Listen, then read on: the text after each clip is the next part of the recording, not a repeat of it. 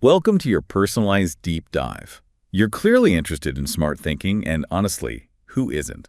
You've sent us Smart Thinking by Matthew Allen, and we're going to pull out the most important ideas and show you how to up your analytical game. Yeah. It's like he wants to give us a backstage pass to our own brains. Not just thinking, but thinking about how we think. That's a really great way to put it. One of the things that really jumped out at me was that smart thinking isn't just about memorizing a bunch of facts. It's more about like building a mental model of the world where each idea kind of connects to others. It's fascinating how he emphasizes that reasoning is actually a way of communicating. You're not just thinking in isolation, you're using reasoning to explain yourself and understand what other people mean. Yeah. And really engage in those discussions that, get you somewhere. So it's not about just being right. It's about understanding other people's points and getting your own point across, which is something I could definitely work on. Okay, so let's get down to the nuts and bolts here. Alan talks a lot about claims. Can you remind me what those are again? Well, a claim is basically any statement that can be true or false. We make them all the time, but he points out that they can have different levels of scope and certainty, and that can really change things. Can you give me an example? Sure. Saying all birds can fly is a really broad claim. And we know it's not actually true, right? But some birds can fly is more accurate because it acknowledges that, well, not all birds fly. That's a good point. So it's not just about whether a claim is true or false. It's also about how far-reaching it is and how sure we are about it. Wow. This is making me think about all those blanket statements people just throw around all the time. Maybe we should all be a little more careful about our claims. Right. And another thing that Alan points out is how much we rely on assumptions without even realizing it. Ooh, assumptions. Those can be dangerous. Yeah. Recognizing our own assumptions and being aware of the assumptions that other people are making is so important for avoiding misunderstandings and flawed reasoning. Yeah. It's like those optical illusions where you see one thing, but then someone points out something completely different. You're like, whoa, I can't believe I didn't see that before. Exactly. And context plays a huge role too. I mean, even a simple statement can have a totally different meaning depending on the situation. Yeah. Like saying, it's cold in here means something totally different if you're in a meat locker or if you're just sitting in a movie theater. Precisely. So context is like the background music of our reasoning. It sets the mood and it influences how we interpret things. Yeah. This is making me think about all the times I've gotten into arguments because we were interpreting things differently. Maybe if we all paid more attention to context, we'd have fewer misunderstandings. That's a great insight. Context is like the stage where our reasoning plays out. And speaking of stage, Alan also introduces us to different types of reasoning, like reasoning from cause, from generalization, and even by analogy. Whoa. Hold on a second. Feels like we're going off the deep end a little bit here. I know we use these types of reasoning all the time without really thinking about it, but trying to explain them all is making my head spin a little. I hear ya. It can be a lot to take in. But think of it this way. Understanding these different types of reasoning is like having a toolkit for thinking.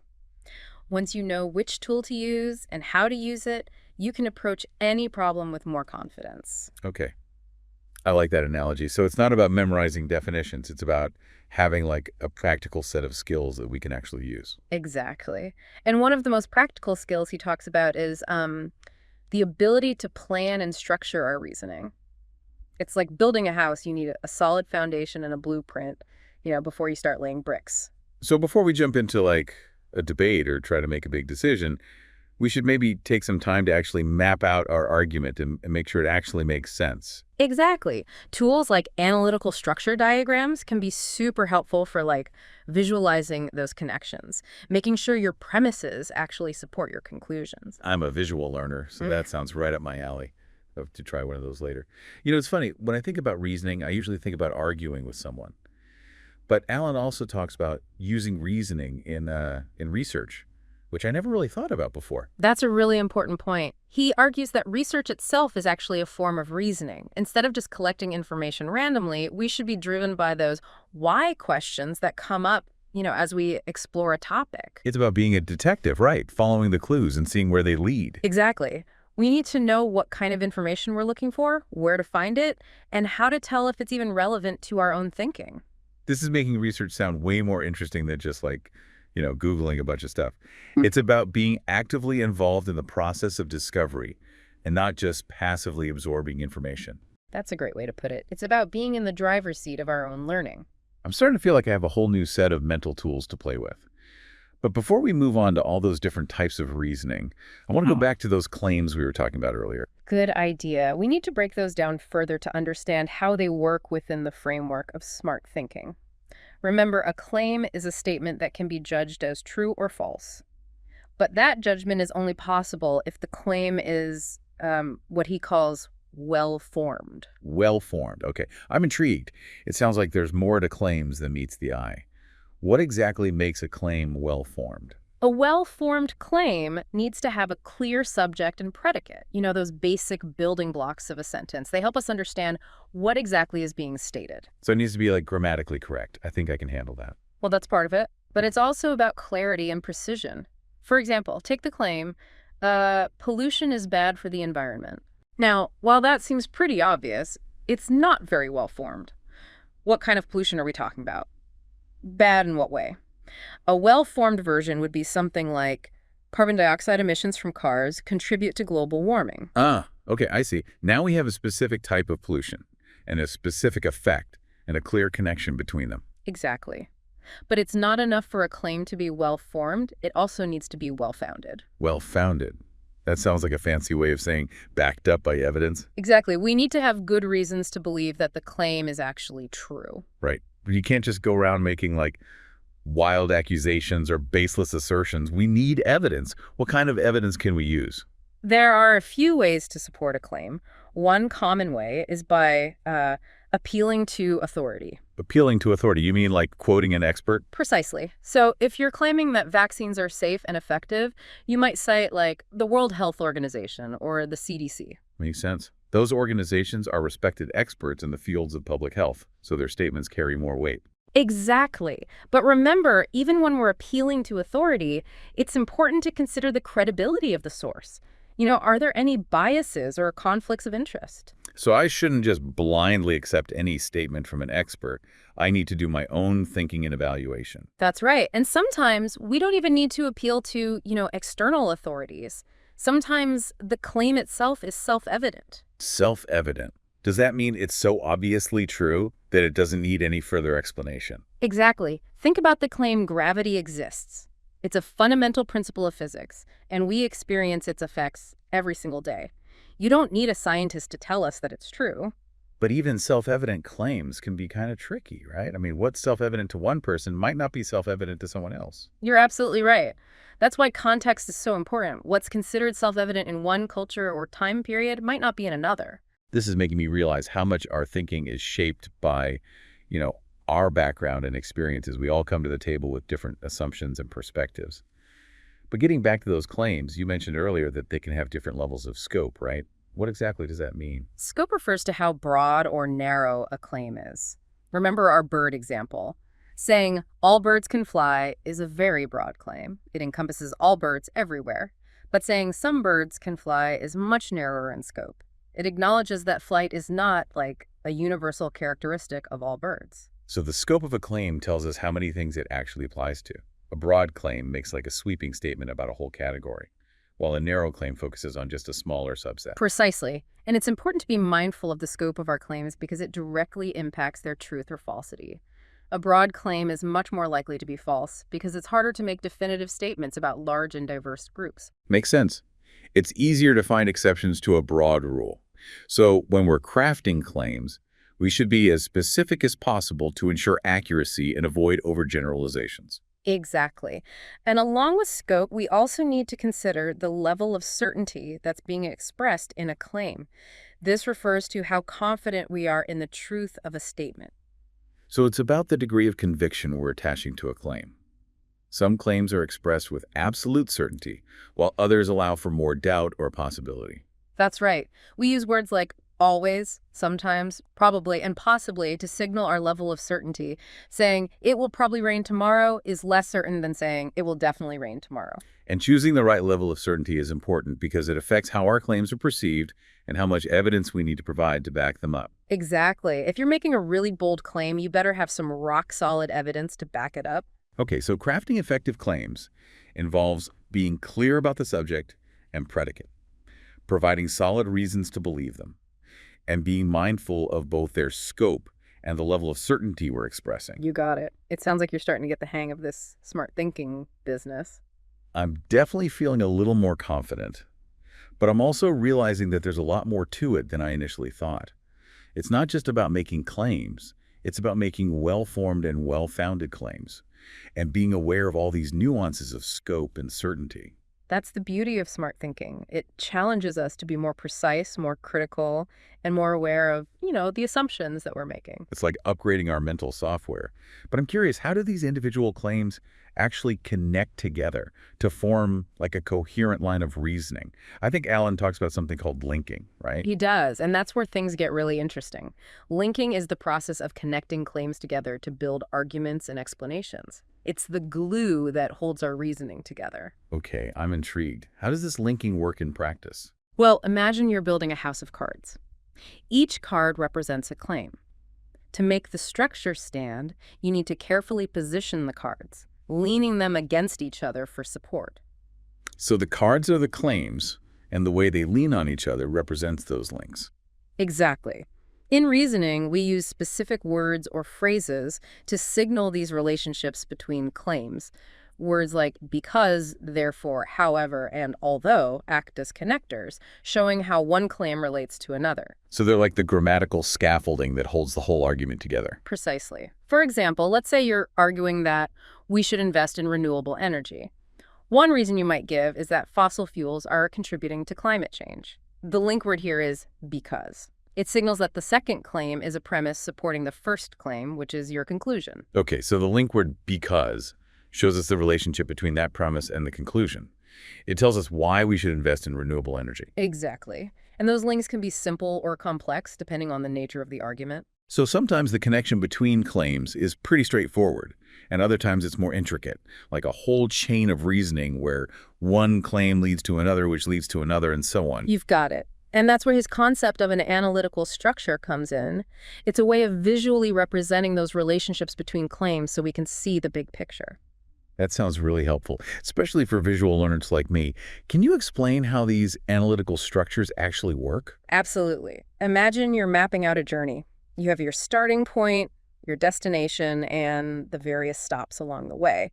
Okay, I can picture that. An analytical structure is like a roadmap for your argument. The conclusion is your destination.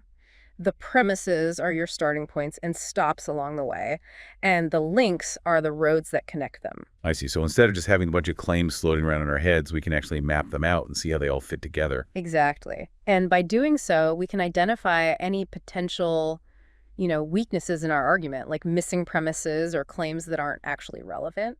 It's like doing a quality check on our reasoning, making sure everything is logically sound and well supported. Precisely. And that careful attention to detail is what separates smart thinking from just, thinking. I'm telling that this linking concept is definitely more complex than I first realized. Yeah. It's like we're not just making claims, we're building a whole network of interconnected ideas.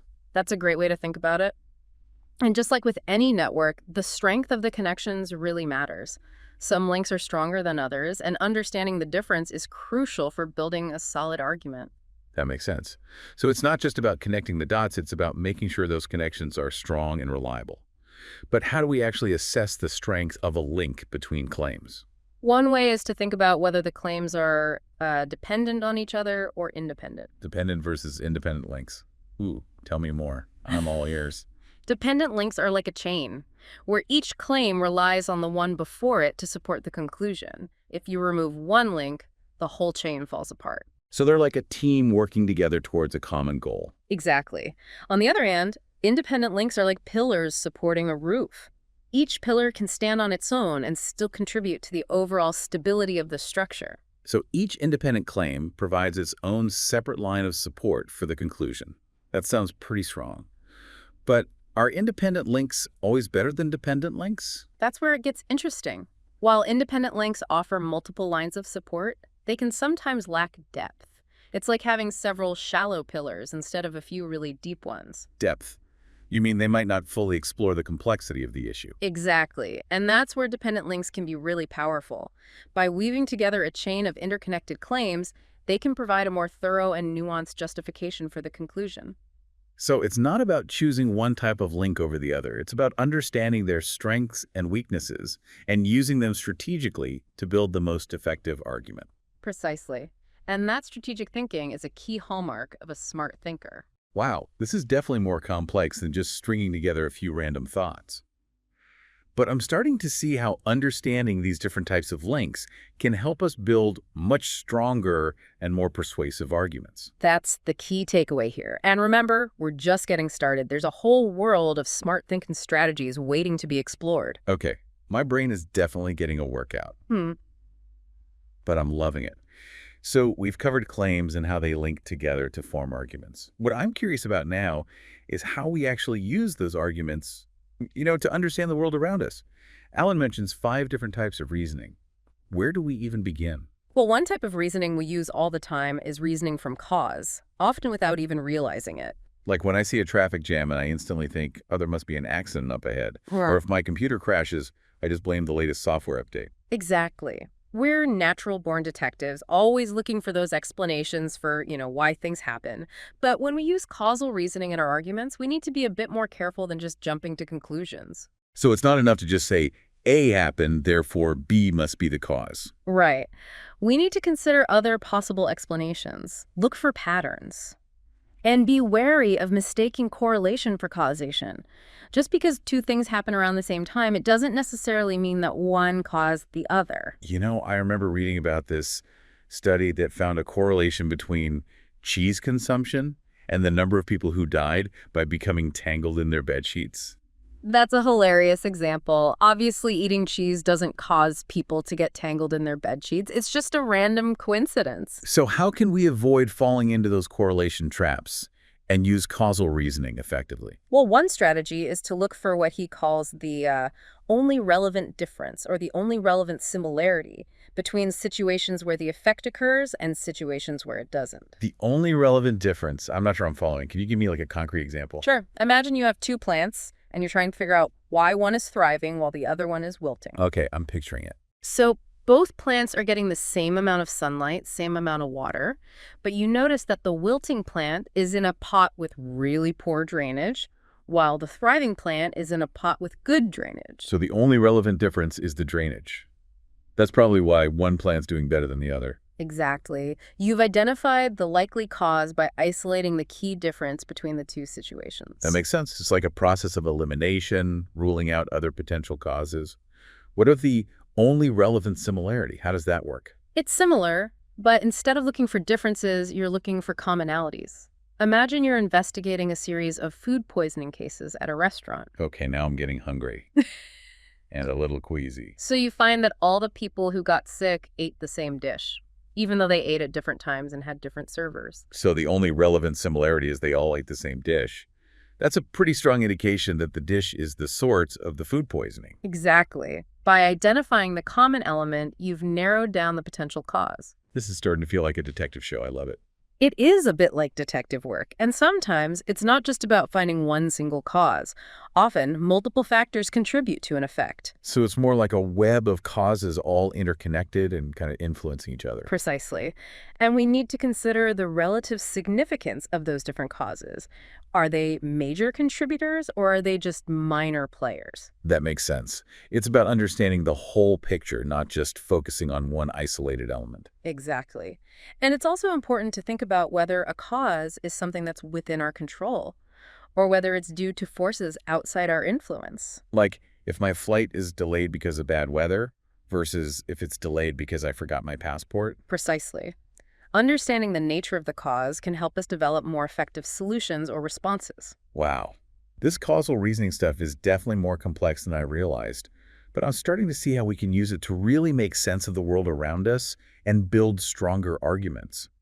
What other reasoning strategies does Alan talk about? Well, another one we use all the time is reasoning from generalization. This involves making broader judgments or predictions based on, patterns or trends we observe in specific cases. So it's like saying, if this is true in these specific instances, it's probably true in general. That's the basic idea. But we have to be careful not to overgeneralize or make these sweeping statements based on limited evidence. Like assuming that all cats are aloof because my friend's cat happens to be kind of standoffish. Exactly. While generalizations can be useful for, understanding the world, they need to be based on sufficient evidence and be appropriately qualified. Qualified, you mean acknowledging any exceptions or limitations to the generalization. Precisely. So instead of saying all teenagers are irresponsible, a more qualified statement would be some teenagers exhibit irresponsible behavior, or there's a perception that teenagers are more likely to engage in risky behavior. Those statements are definitely more accurate and less likely to, stereotype an entire group of people. But how do we know when we have enough evidence to even make a generalization in the first place? That's a great question.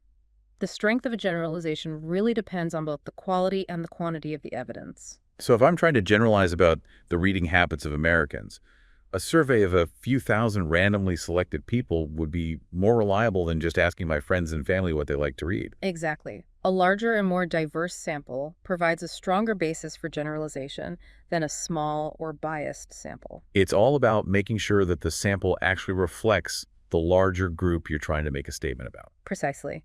And even with strong evidence, generalizations should always be presented with a degree of, caution.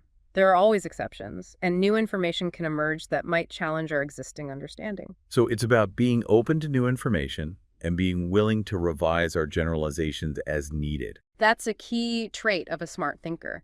We should always be willing to update our beliefs as we learn more. This whole discussion about generalizations is making me realize how important it is to be critical of the information we encounter and be wary of those sweeping statements people often make.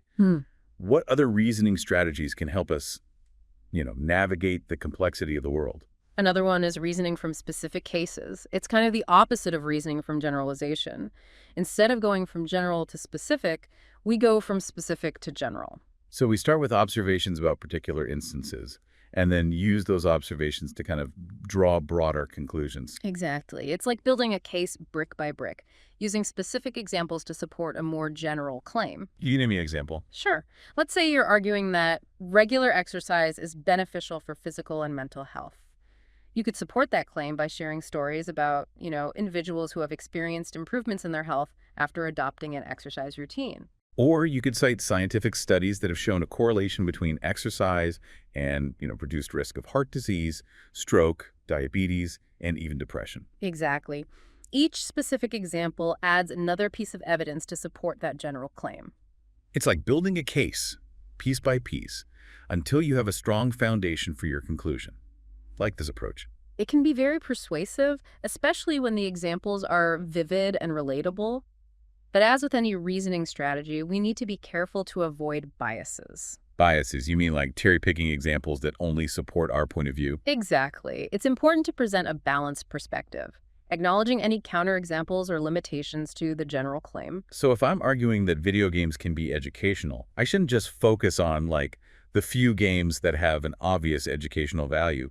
I should also acknowledge the many games that are purely for entertainment. Precisely. A strong argument considers all sides of the issue. Wow, I'm starting to feel like I have a whole arsenal of reasoning tools at my disposal now. But I know there are a couple more types of reasoning Alan talks about. What's next? One that often gets overlooked, but can be incredibly powerful, is reasoning by analogy. Analogy.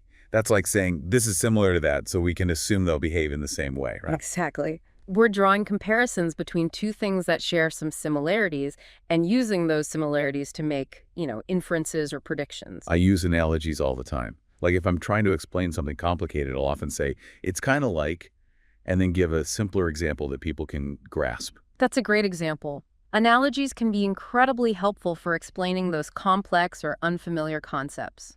For instance, if you're trying to explain how the brain works, you might compare it to a computer. I like that. The brain processes information, stores memories, and sends signals, just like a computer. Exactly. But even though analogies can be, illuminating, it's important to remember that they're not perfect.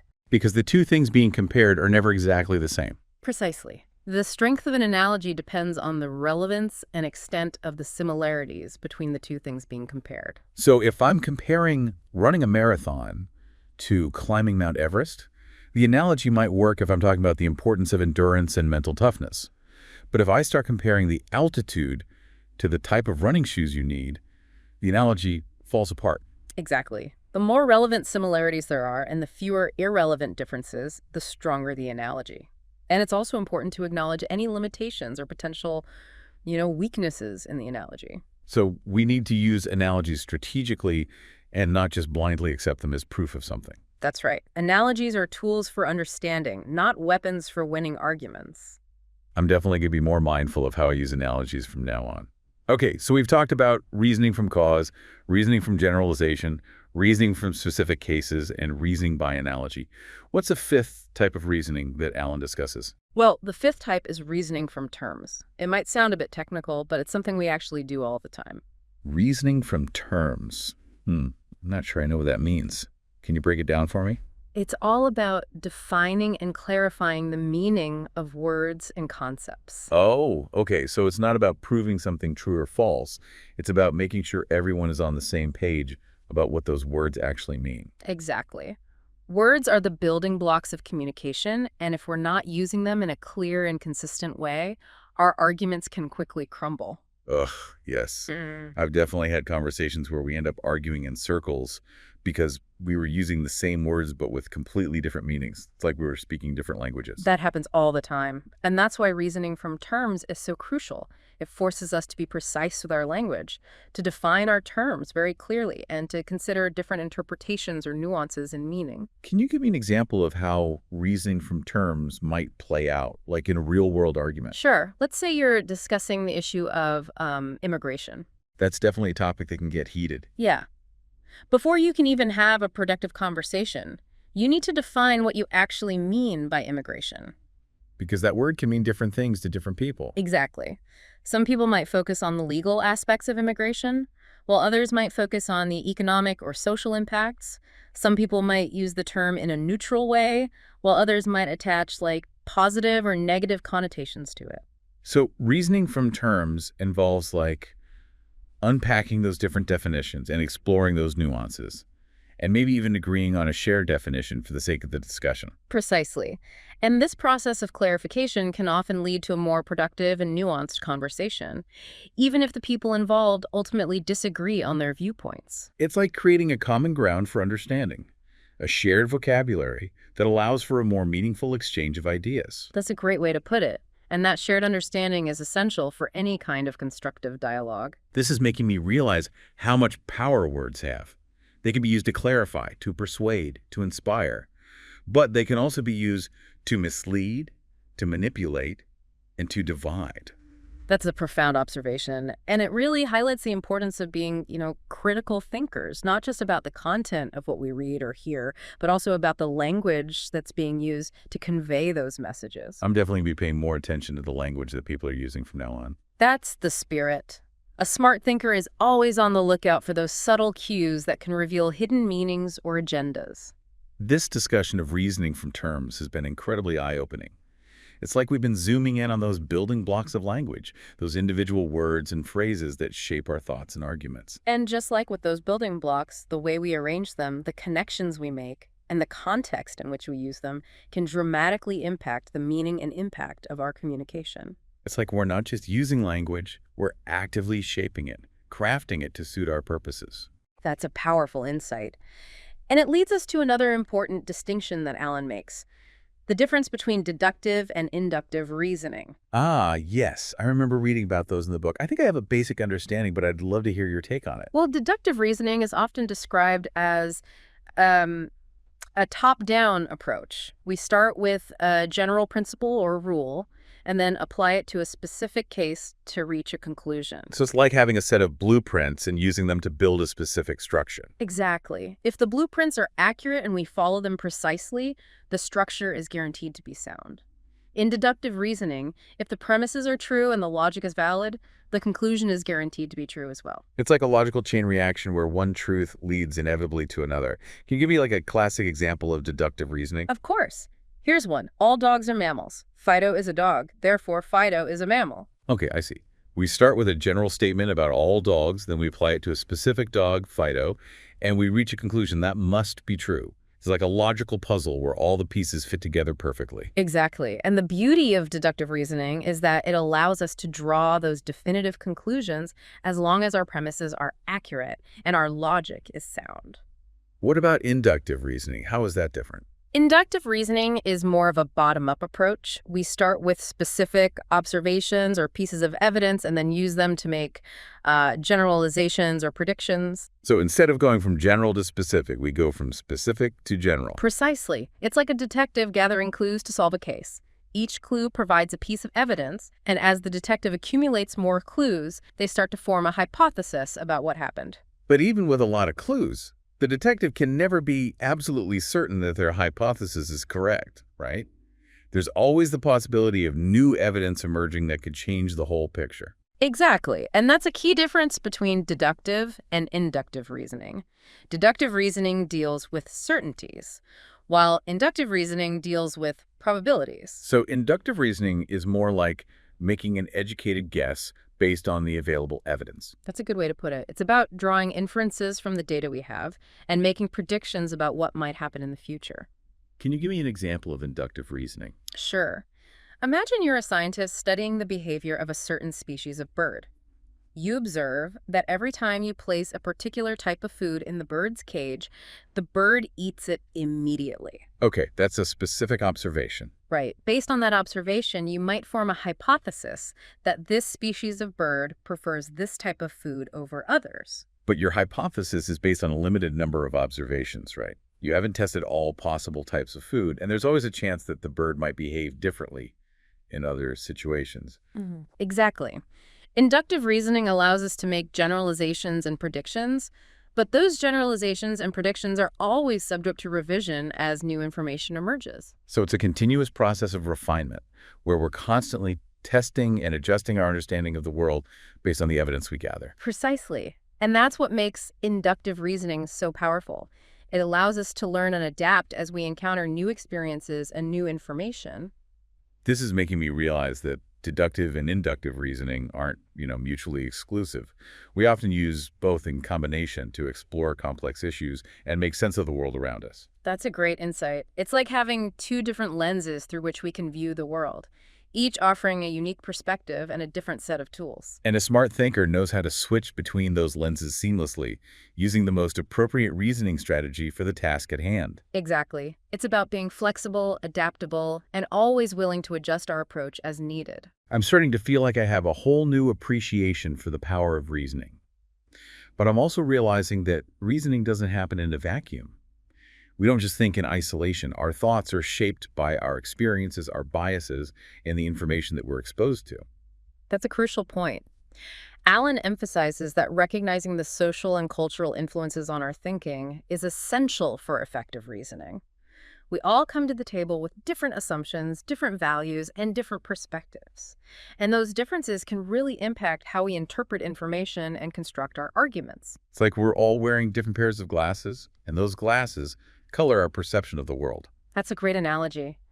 And just as we wouldn't expect everyone to see the world in exactly the same way, we shouldn't expect everyone to reason in exactly the same way. So effective reasoning requires not only logical skills, but also social and cultural awareness. Absolutely. It's about understanding where people are coming from, acknowledging their perspectives, and finding ways to kind of bridge those differences in understanding. This is making me rethink the whole concept of winning an argument. Maybe it's not about proving someone wrong. Maybe it's more about finding that common ground and expanding our understanding of the issue. That's a powerful shift in perspective, and it's at the heart of what Alan calls smart thinking. It's not just about being right, it's about being open, curious, and willing to engage in a genuine dialogue with others, even those who hold different viewpoints. Wow, this deep dive is definitely challenging me to think about thinking in a whole new way. But I have a feeling we've only just scratched the surface.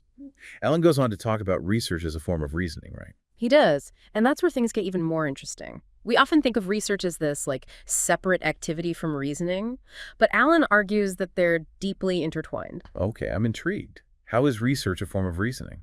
Well, traditional approaches to research often emphasize, finding sources, collecting data, and organizing information.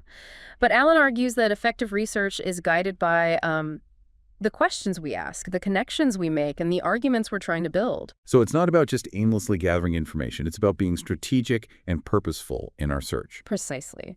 We should approach research with specific questions in mind, questions that arise from our topic and the connections we're trying to make. So if I'm researching the impact of social media on teenagers, my research shouldn't just be a random collection of articles about, social media and teenagers. I need to have those specific questions driving my search. Exactly. You might ask, how does social media use affect teenagers' self-esteem? What are the potential risks and benefits of social media for teenagers? How do different platforms impact teenagers differently? Those questions would definitely lead to a much more focused and insightful research process. Absolutely. And as you gather information, you should constantly be analyzing it, looking for patterns, identifying gaps in your understanding, and refining your questions along the way. It's like a dynamic dance between research and reasoning, where each step kind of informs the next. That's a great way to put it. It's about being actively engaged in the process of discovery and not just passively absorbing information. This makes research sound so much more exciting than I ever thought it could be.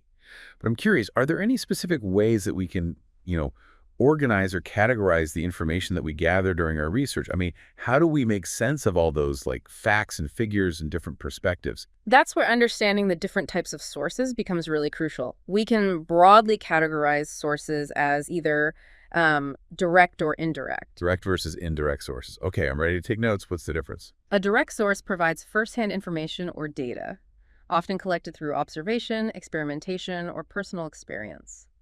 So if I'm researching the Civil War, a direct source would be a letter written by a soldier during the war, or a diary entry from a civilian who is living in, a war-torn area. Exactly. Those are primary sources that offer these unfiltered glimpses into the past. But it's important to remember that even direct sources can be subject to biases or limitations. So a soldier's letter might reflect their own personal opinions or experiences, which might not be representative of the experiences of all soldiers. Precisely. It's crucial to evaluate all sources critically, even those that seem to offer, firsthand information. What about indirect sources? What are those? Indirect sources are those that analyze, interpret, or synthesize information from other sources. Think about history textbooks, documentaries, or review articles that summarize the findings of multiple research studies. So they're like a step removed from the original source. Exactly. Indirect sources are incredibly valuable for providing context, summarizing existing research, and offering different perspectives on an issue. But they also add another layer of interpretation, right? Yeah. We need to be aware of the potential biases or agendas of the authors or organizations that are presenting that information. You're absolutely right. Critically evaluating indirect sources is even more crucial because we're relying on someone else's interpretation of the information. So a smart researcher knows how to assess both direct and indirect sources, considering their strengths and weaknesses, and always being on the lookout for potential biases or limitations. Exactly. And a key aspect of evaluating sources involves understanding where they fit within that broader landscape of information. What do you mean by landscape of information? It sounds a bit abstract. Think about all the different places where we encounter information. Academic journals, books, news articles, websites, social media, and even, casual conversations. Okay, I'm picturing like a vast library with endless shelves of books, computers with access to the internet, and people chatting in every corner. That's a great image. And each of these information spaces has its own set of norms, values, and standards for what actually constitutes credible and reliable information. So a peer-reviewed article published in like a scientific journal is held to a higher standard of rigor than, say, a random blog post or a tweet. Generally speaking, yes. Academic journals have rigorous peer review processes where experts in the field scrutinize those research findings before they're published. This helps ensure the accuracy and quality of the information. But that doesn't mean we should dismiss all information from non-academic sources, right? I mean, sometimes those sources can provide valuable insights or alternative perspectives that we might not find in, traditional academic publications. Absolutely. News articles, blog posts, social media, and even personal anecdotes can provide valuable insights, especially when it comes to understanding, public opinion, lived experiences, or emerging trends. So it's about being discerning, understanding the context of the information, and evaluating its credibility based on the standards of the information space where it originated. Exactly. It's like being a savvy shopper. You know how to spot a good deal and avoid getting ripped off? I like that analogy. We need to be smart consumers of information, not just passive recipients. Precisely. And that brings us to another important point about research. It's not just about collecting isolated facts or data points. It's about thinking about how different pieces of information relate to each other. So instead of just amassing, like, a pile of bricks, we're trying to build something meaningful with them. That's a great analogy. Those relationships between pieces of information are often where the most insightful discoveries or compelling arguments emerge. Can you give us some examples of how we might think about those relationships? Sure. Let's go back to your example of social media and teenagers. You might find a study reporting that teenagers who spend more time on social media are more likely to experience symptoms of anxiety and depression. Okay, that's interesting, but it's just one piece of the puzzle. Exactly. But that information becomes much more meaningful when you start to connect it to other research findings, such as studies showing that social media can contribute to body image issues or cyberbullying. You might also want to consider, sociological research on the impact of technology on social interaction or psychological research on the development of adolescent brains. So it's about seeing the bigger picture, understanding how individual pieces of information fit within a larger context. Precisely. And those connections can lead to new insights, new questions, and new directions for your research. Wow, this is making me rethink how I approach research. It's not just about finding information, it's about making connections and, like, building meaning. That's the essence of research's reasoning. And those connections are often guided by those types of reasoning we discussed earlier: cause and effect, generalization, specific cases, and analogy. So those reasoning strategies we talked about aren't just for analyzing arguments. They're also essential tools for conducting effective research. Exactly. They provide that framework for analysis, helping us see the relationships between different pieces of information and ultimately build more robust and insightful arguments. This deep dive has definitely upgraded my research skills. But before we move on, I have one more question about research. How do we know when we've done enough? I mean, research can be such a rabbit hole, and I could easily spend hours and hours reading articles and chasing down every lead. When do we stop researching and start, writing or presenting our arguments? That's a great question. There's no magic formula for determining when you've done enough research. It really depends on the complexity of the topic, the purpose of your argument, and the expectations of your audience. So a college research paper requires more in-depth research than a casual blog post. Exactly. But here's a helpful guideline. You've likely done enough research when you start to see recurring patterns in the information that you're gathering. New sources should be confirming or elaborating on existing findings, and you should start to feel confident that you have, a comprehensive and nuanced understanding of the issue. It's like that satisfying feeling when you're working on a jigsaw puzzle, and you start to see that bigger picture emerging. You still might have a few missing pieces, but you have a pretty good idea of what the final image will look like. That's a perfect analogy. And remember, research is an ongoing process. Even after you've presented your argument, you should always be open to new information and be willing to revise your understanding as needed. So it's not about finding the one definitive answer. It's about engaging in a continuous cycle of learning, refining, and adapting our understanding. Exactly. And that's what makes research such an intellectually stimulating and rewarding pursuit. This deep dive has given me a whole new appreciation for the power of research as reasoning. But I'm eager to learn how we can take all this research and turn it into, a compelling argument or explanation. That's a perfect segue to the next stage of our journey: planning and crafting your reasoning. Now that you've gathered and analyzed your research, it's time to structure your thoughts and present your arguments in a clear and persuasive manner. Okay, I'm ready to roll up my sleeves and get to work. Where do we begin? Well, the first step is to really understand the importance of context. Remember, reasoning isn't just about, manipulating facts in isolation. It's about communicating those facts to a specific audience for a specific purpose. So context is like the setting or the backdrop for our argument. Exactly. And it shapes everything, from the language that we use to the types of evidence that we present to the overall tone and style of our communication. Can you give us some examples of how context might influence our reasoning? Sure. Imagine you're arguing for stricter environmental regulations. Your arguments would likely differ significantly depending on whether you're addressing a group of, say, environmental activists or a group of business leaders who are concerned about the economic impact of those regulations. That makes sense. I'd probably use different language, different examples, and even appeal to different values depending on who I'm talking to. Precisely. And your approach would also differ depending on the context of the communication.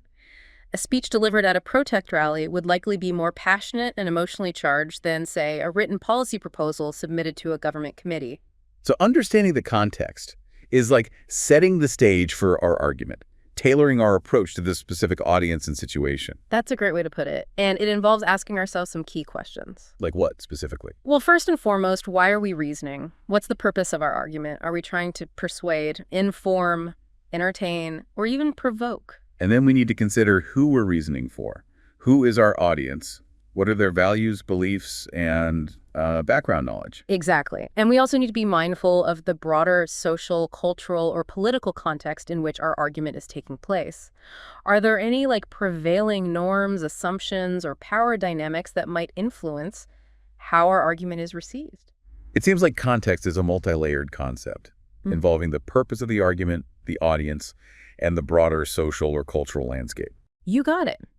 And being attuned to all those layers is crucial for crafting an argument that's not only logically sound, but also rhetorically effective. Rhetorically effective, you mean an argument that resonates with the audience and achieves its intended purpose? Exactly. A smart thinker doesn't just focus on the logic of their arguments.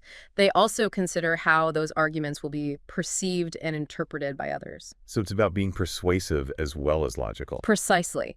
And that's where understanding the emotional and psychological dimensions of communication come into play. This is making me realize that effective reasoning is about so much more than just having all the right facts. It's about understanding people, connecting with them on an emotional level, and framing your arguments in a way that resonates with their values and experiences. That's a great insight. And it brings us back to the importance of understanding the connotative meanings of words. Connotative meanings? Yeah. You mean the implied or emotional associations that words carry? Exactly. Words can evoke powerful feelings or images, and those connotations can have a significant impact on how our arguments are received. For example, the word freedom has very different connotations than the word regulation, even though they might be used in the same context. I can see how using those words strategically could really strengthen or weaken an argument, depending on, the audience and the context. Precisely. A smart thinker is attuned to those subtle nuances of language, choosing words carefully to create that desired impact. So mastering the art of reasoning involves not just understanding the logic, but also mastering the art of language itself. Absolutely. It's about wielding words effectively, using them to paint those vivid pictures, evoke those emotions, and ultimately persuade your audience. This deep dive is making me realize there's so much more to reasoning than I ever imagined. But I'm curious, once we have a solid understanding of the context, how do we actually go about planning and structuring our arguments? Well, that's where the tools and techniques that we discussed earlier come into play. Claims, linking, analytical structures, and the different types of reasoning. But before we dive into the specifics, it's important to emphasize that there's no one right way to plan an argument. The best approach will depend on your personal preferences, the complexity of the topic, and the format of the communication. So some people might prefer to outline their arguments in a linear fashion, while others might be more visual thinkers who prefer to use, mind maps or diagrams. Exactly. The key is to find a method that helps you organize your thoughts and see the connections between your ideas really clearly. But regardless of the specific approach you choose, there are a few general principles that can help you create more effective arguments. Okay, I'm ready for those principles. What are they? First and foremost, make sure your conclusion is really clear and well-defined. What is the main point you're trying to get across? What do you want your audience to take away from your argument? Once you have a clear conclusion in mind, you can start building the supporting structure. And that's where our claims and linking come back in, right? We need to figure out those key points that support our main idea and use those linking words to show how everything fits together. Exactly. And remember, those different types of reasoning we explored earlier, they can be super helpful for organizing your arguments. Let's say you're building a causal argument. You might structure it like a timeline, showing how one event led to another.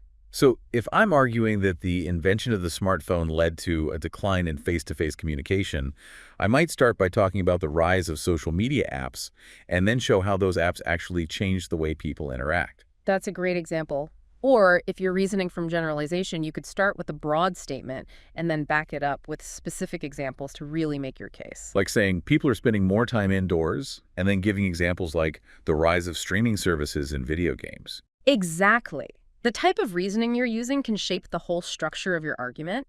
And don't be afraid to play around with different ways of organizing your ideas. Sometimes the best approach isn't the first one you try. It's like trying on different hats until you find one that fits just right. I love that analogy. And just like with fashion, there are certain argument structures that work well for certain situations. For example, the classic problem-solution structure is super effective for persuasive arguments. You present a problem and then offer your solution as the most logical and convincing answer. Exactly. Or you might use a compare and contrast structure to highlight the strengths of your position compared to, other viewpoints. So it's all about being strategic and intentional with our reasoning, not just throwing a bunch of ideas together and hoping for the best. Precisely. And remember those analytical structure diagrams we talked about earlier? They can be really useful for planning and refining your arguments. They're like a visual blueprint that helps you see the big picture. Because they show us how all the pieces fit together and help us spot any, weak points in our logic. Exactly. They can also help you identify any hidden assumptions that might be lurking beneath the surface. It's like doing a deep clean on your reasoning, making sure everything is sparkling and structurally sound. This planning stage sounds so crucial. It's like we're building a solid foundation for our arguments so they can actually withstand any challenges. That's a great way to put it. And remember, the planning stage is all about experimenting and being willing to, make changes. Don't be afraid to revise your structure, add new claims, or even throw out entire sections if they're just not working. So it's an ongoing process of refining and improving our arguments until we get them just right. Exactly. And that brings us to the final step in the process, expressing your reasoning in a clear, concise, and engaging way. This is where the magic happens, right? We've done all this research and planning. Now it's time to actually share our brilliant arguments with the world. That's the exciting part. And while the specific writing or speaking techniques you use will depend on your audience and the situation, there are some general principles that can help make your arguments more persuasive and impactful. Okay, I'm all ears. Tell me everything. First and foremost, clarity is king. Use precise language, define your terms clearly, and avoid jargon or overly complex sentences. So it's like we're decluttering our language, getting rid of any unnecessary words or phrases that might, trip up our audience. Exactly. You want your ideas to shine through, not get lost in a fog of confusion. And don't be afraid to use vivid examples or stories to bring your arguments to life. Oh, people connect with stories. It's like the difference between reading a dry textbook and listening to a captivating speaker. Precisely. And just like a skilled storyteller knows how to create suspense and draw the audience in, a smart arguer knows how to use language strategically to make their points more memorable and persuasive. So it's not just about what we say, it's about how we say it. That's a key insight. And finally, don't forget about coherence and consistency. Make sure your argument flows logically, your claims connect smoothly, and that the overall tone and style of your communication are appropriate for the audience and the situation. It's like making sure all the instruments in an orchestra are playing in harmony, creating this beautiful and unified sound. That's a beautiful analogy. And that's the essence of effective reasoning, taking all those tools and techniques we've been exploring and weaving them together to create this really compelling and persuasive presentation. Wow. This deep dive has been a mind-blowing experience.